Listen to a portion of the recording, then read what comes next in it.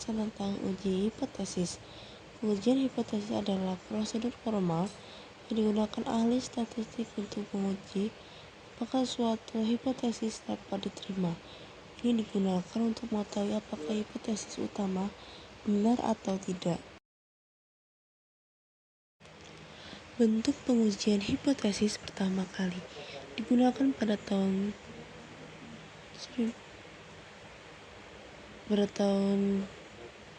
70-an oleh orang yang bernama John Abbott dalam Pearsall Report.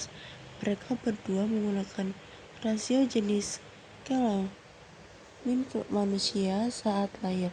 Di dunia modern, pengujian hipotesis sering digunakan dalam penelitian dan juga merupakan metode penting dalam pemasaran online. Contoh pengujian hipotesis yang digunakan dalam pemasaran online adalah mengevaluasi kinerja klien dalam dua kampanye pemasaran yang berbeda. Sasaran pengujian ini adalah untuk menentukan apakah terdapat perbedaan signifikan pada rasio tayang antara kampanye 1 dan kampanye 2. Untuk menentukannya, suatu tes dipilih dan kemudian hasilnya dihitung oleh rumus tertentu berdasarkan hasil dari kedua kampanye.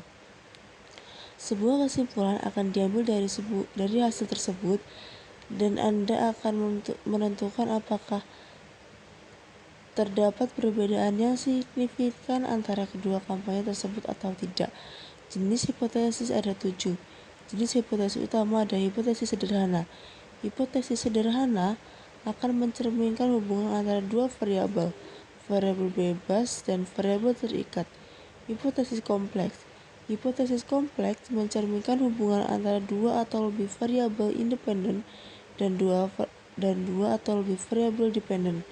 Hipotesis kerja atau penelitian.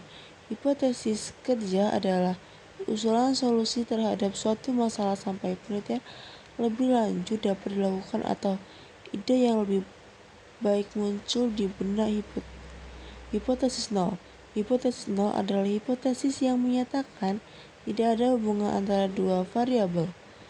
Selanjutnya ada hipotesis alternatif. Hipotesis alternatif menyatakan adanya hubungan antara dua variabel. Ini kebalikan dari hipotesis nol. Hipotesis logis. Hipotesis logis adalah hipotesis yang diverifikasi oleh bukti logis. Yang terakhir ada hipotesis statistik. Hipotesis statistik adalah hipotesis yang diverifikasi secara statistik. Ini adalah metode inferensi statistik.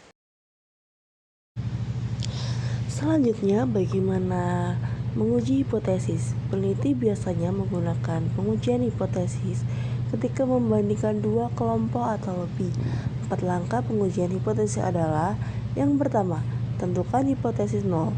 Hipotesis nol berupa menunjukkan bahwa tidak ada variasi antar variabel atau bahwa satu variabel tidak berbeda dengan rata-ratanya.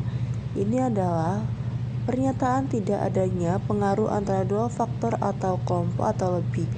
Jika melakukan penelitian biasanya tertarik untuk menyangkal hipotesis nol. Tentukan hipotesis alternatif. Hipotesis alternatif adalah kebalikan dari hipotesis nol, menyatakan bahwa terdapat perbedaan antara kedua variabel tersebut. Seringkali peneliti tertarik untuk membentukkan hipotesis alternatif. Dan yang ketiga, tetapkan tingkat signifikannya. Tingkat signifikansi adalah kemungkinan ditolaknya hipotesis nol padahal hipotesis itu benar. Tingkat signifikansi biasanya ditetapkan sebesar 0,05. 4. Hitung statistik. Uji nilai P yang sesuai statistik. Uji dihitung menggunakan rumus dengan mean dan deviasi.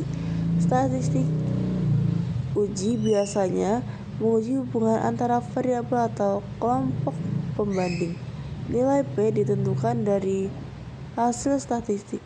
Nilai P adalah probabilitas menemukan hasil observasi ketika hipotesis nol besar. Bagaimana menafsirkan hasil pengujian hipotesis? Berikut cara menginterpretasikan hasil pengujian hipotesis. Evaluasi hasil hipotesis. dan terapkan aturan keputusan Anda bergantung pada nilai statistik uji. Tolak atau terima hipotesis nol. Contoh, uji hipotesis misalnya Anda ingin menguji kekuatan penyembuhan minyak esensial peppermint. Uji hipotesisnya akan terlihat seperti ini. Nyatakan hipotesis nol, minyak esensial peppermint tidak mempengaruhi gejala kecemasan. Nyatakan hipotesis alternatif, minyak esensial peppermint meredakan gejala kecemasan. Tetap tingkat signifikansi ya. Tingkat signifikansinya adalah 0,25. Tingkat 0,25 memberikan peluang lebih besar dalam membuktikan hipotesis alternatif. Hitung nilai P. Nilai P-nya adalah 0,05. Kesimpulan uji hipotesis satu kelompok orang diberi minyak esensial peppermint dan kelompok lainnya diberi placebo. Anggota dua kelompok melaporkan sendiri tingkat kecemasan mereka dan perbedaan antara kelompok signifikansinya secara statistik dengan nilai P 0,05. Nilai P jauh di bawah tingkat signifikansinya 0,25. Disimpulkan bahwa penelitian ini mendukung hipotesis alternatif.